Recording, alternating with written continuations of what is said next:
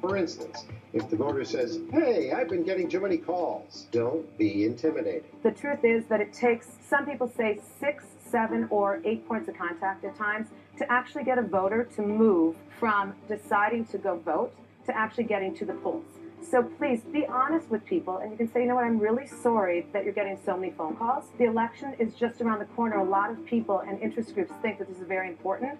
If you could just finish your phone call, I promise the information is going to make it back to the campaign, and this is going to help us win the election. Now for some finer points on calling. What I want to give you today are just some very, very simple tips that are very easy to remember that will help disarm the person on the other phone. And I call it charmingly disarming. Tip number 1, smile when you dial. When the voter answers, your good cheer will come through.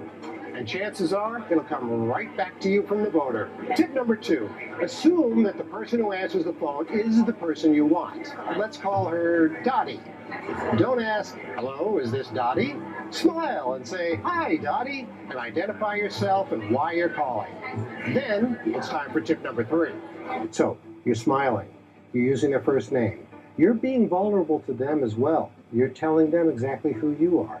And you're telling them why you're calling, and you launch right into why it's so important to you. They have to hear that earnestness in your voice. Now it's on you to engage the voter. One of the most important ways is something that I'm doing right now that you may not be aware of, but I'm raising and lowering the tenor of my voice. The volume, I'm going high, I'm going low.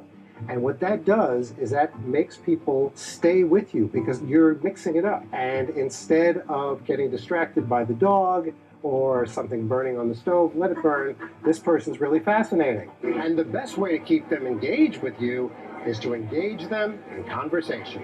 You need to ask them, what's important to you? What are the things that you're thinking about for this election? What are the things that are bothering you about what's going on in the country? And then you step back and you be quiet and let them fill that void. It's very important for them to feel like they're a part of the experience, of the conversation. So now you've gotten a lesson from 2 veterans on how to work the phones for a winning campaign.